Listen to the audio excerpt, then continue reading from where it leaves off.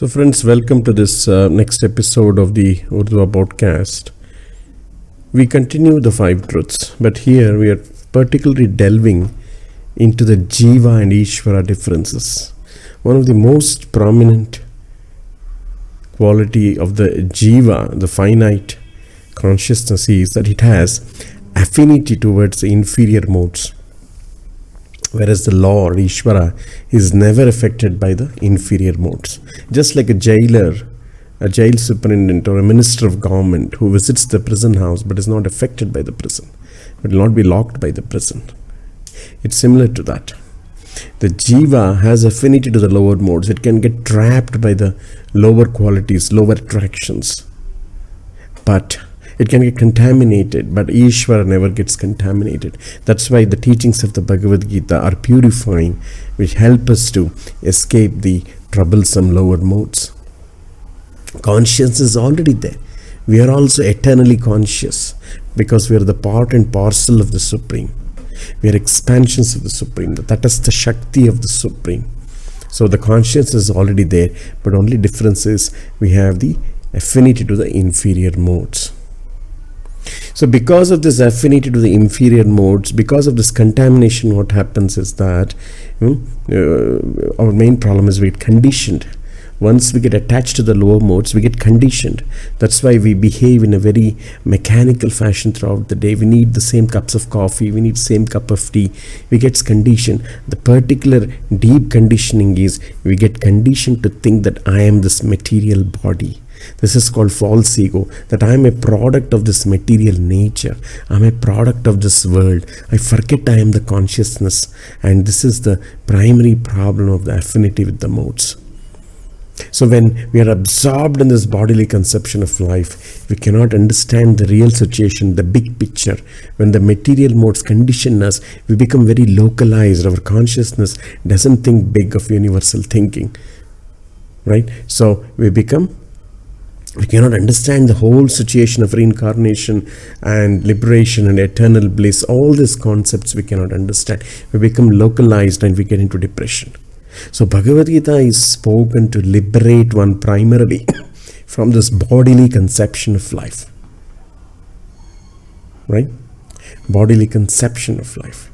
This is the preliminary thing for a yogi. If you want to begin the ladder of the yoga, if you want to climb the ladder of yoga and achieve perfection in the yogic process, you have to have this preliminary understanding that I am not the material body. Otherwise, I cannot become a transcendentalist. This is the preliminary activity. One who wants to become liberated must first of all learn that he is not this material body. So, going deeper into liberation, which is called mukti, it is defined in Srimad Bhagavatam that mukti hitva anyatha rupam swarupena vyavasthiti. So, when we become contaminated, we develop anyatha rupam. Anyatha rupam means I start thinking that which I am not. Like I identify with a language identity or a country identity or a religious identity. I develop gender identity.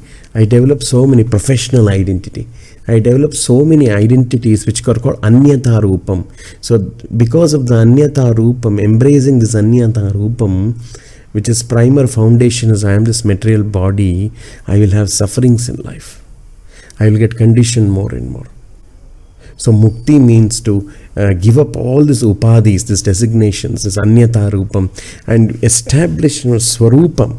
That is, I am part and parcel of the Supreme Personality. I am pure consciousness, eternal consciousness, right? So liberation means actually getting out of this contaminated state of consciousness and establishing the pure consciousness.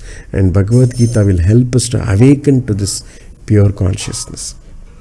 So Sri Krishna, after speaking the entire Bhagavad-gītā, he asked Arjuna whether now he is posited in purified consciousness. So friends, that is the power. Just by very carefully delving into the 700 Shabda Brahma verses of Sri Krishna, you can elevate yourself to purified consciousness. Because it happened with Arjuna. At the end of Bhagavad-gītā, he said, Karishye vachanam tava, that I will follow your instructions perfectly. I will work according to your instructions. So that is the symptom of purified consciousness. Purified consciousness means acting in accordance with the instructions of the Lord and not doing whimsically an individual disconnected thing. Yoga means connected thing, connected with the instructions of the Lord, desire of the Lord, aligned with the desire of the Lord.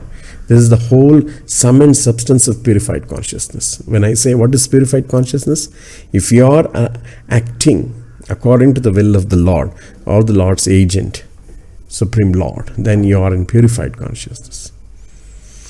Consciousness is also already there. So earlier we saw that we have affinity to the inferior modes. The jiva has affinity to the inferior modes.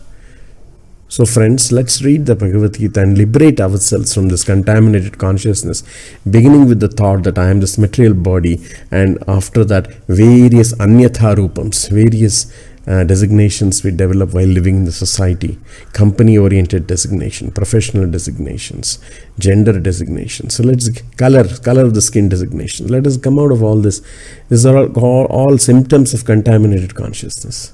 Especially if we act on this contaminated consciousness, black versus white, lower caste or higher caste, then we get deeper into the whirlpool of this contaminated consciousness. Slowly we have to liberate.